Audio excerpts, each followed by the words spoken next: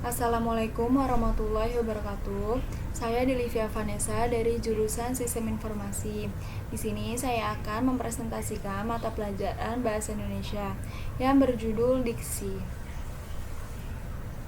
Yang pertama ada pengertian diksi, yaitu dalam Kamus Besar Bahasa Indonesia, diksi adalah pilihan kata yang tepat dan selaras dalam penggunaannya untuk mengungkapkan ide atau gagasan, sehingga diperoleh efek-efek tertentu seperti yang diharapkan. Yang kedua ada diksi atau pilihan kata adalah tindakan memilih kata yang tepat dan digunakan oleh penulis untuk menyatakan sesuatu.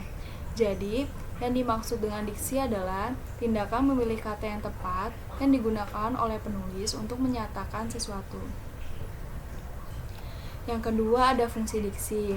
Nah, biasanya dalam karangan ilmiah, diksi dipakai untuk menyatakan sebuah konsep pembuktian atau solusi dari sebuah masalah. Jadi, fungsi diksi yaitu yang pertama, melambangkan gagasan yang diekspresikan secara verbal. Yang kedua, membentuk gaya ekspresi gagasan yang tepat. Yang ketiga, menciptakan komunikasi yang baik dan benar. Yang keempat, ada mencegah perbedaan penafsiran. Yang kelima, mencegah salah pemahaman. Yang keenam, ada mengefektifkan pencapaian target komunikasi. Lanjut. Yang ketiga, ada syarat-syarat diksi. Yang pertama, unsur ketepatan, yaitu tidak merusak suasana atau menyinggung orang yang mendengar atau membaca. Yang kedua, ada unsur kecermatan, yaitu memilih kata yang benar-benar diperlukan untuk mengungkapkan gagasan tertentu. Contohnya itu yang dimaksud adalah menghindar dari kata yang mubazir. Contohnya, disebabkan oleh fakta itu bisa digantikan dengan kata karena. Dan yang kedua contohnya itu mengajukan saran bisa diganti dengan menyarankan.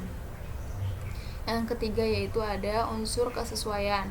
Bentuk kesesuaian diksi akan terkait dengan penggunaan ragam baku, menggunakan kata yang lebih sopan atau sesuai dengan konteks keadaan di sekitarnya. Yang keempat ada makna kata, yaitu pertama denotasi, kedua konotasi, ketiga sinonim, yang keempat ada antonim. Nah, di sini ada pengertian tentang denotasi dan konotasi. Yang pertama denotasi yaitu ialah secara eksplisit makna dalam alam wajar atau sesuai dengan apa adanya. Yang kedua ada konotasi yaitu makna kias dan bukan makna sebenarnya. Contohnya dari denotasi yaitu yang pertama, dia adalah wanita yang cantik. Dia adalah wanita cantik. Yang kedua yaitu rumah itu luasnya 250 meter persegi. Jadi benar-benar keadaannya itu seperti itu. Benar-benar dia cantik dan benar-benar luas rumahnya 250 meter persegi. Sedangkan yang konotasi contohnya ada dia adalah wanita manis. Sedangkan manis itu bisa meluas gitu. Maksudnya kayak contohnya kayak gula.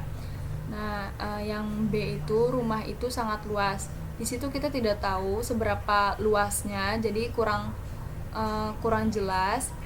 Jadi konotasi itu intinya bukan makna sebenarnya dan denotasi itu yang sesuai dengan apa adanya. Lanjut. Yang di sini ada antonim dan sinonim. Yang pertama dua kata yang saling berlawanan yaitu antonim. Contohnya besar antonimnya kecil, kuat antonimnya lemah. Dan yang sinonim yaitu dua kata atau lebih yang pada asasnya mempunyai makna yang sama, tetapi bentuknya berlainan. Contohnya, yang pertama ada berdusta atau sama dengan berbohong.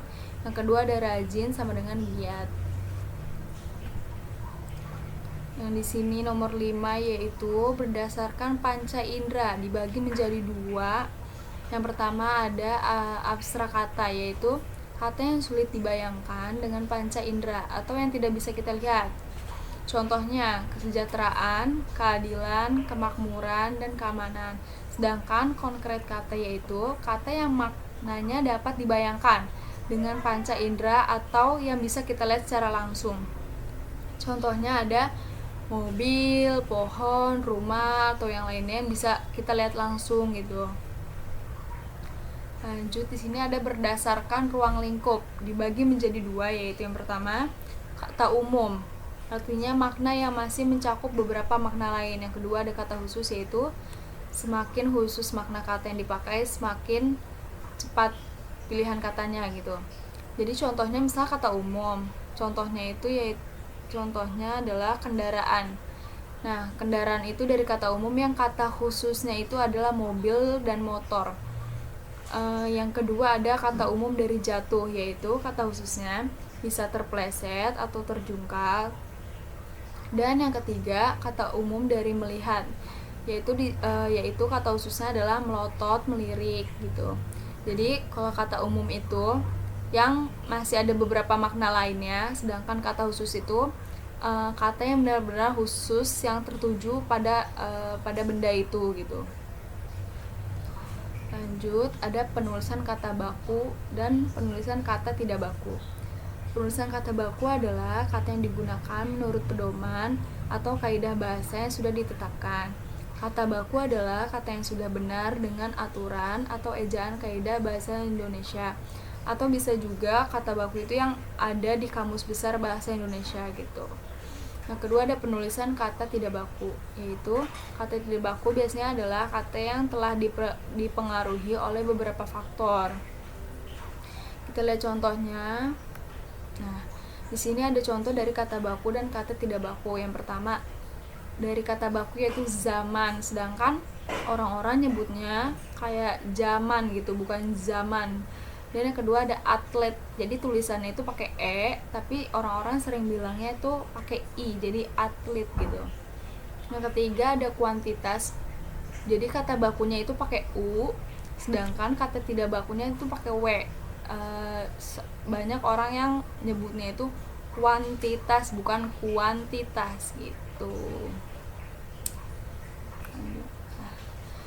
Sekian, kurang lebihnya mohon maaf. Wassalamualaikum warahmatullahi wabarakatuh.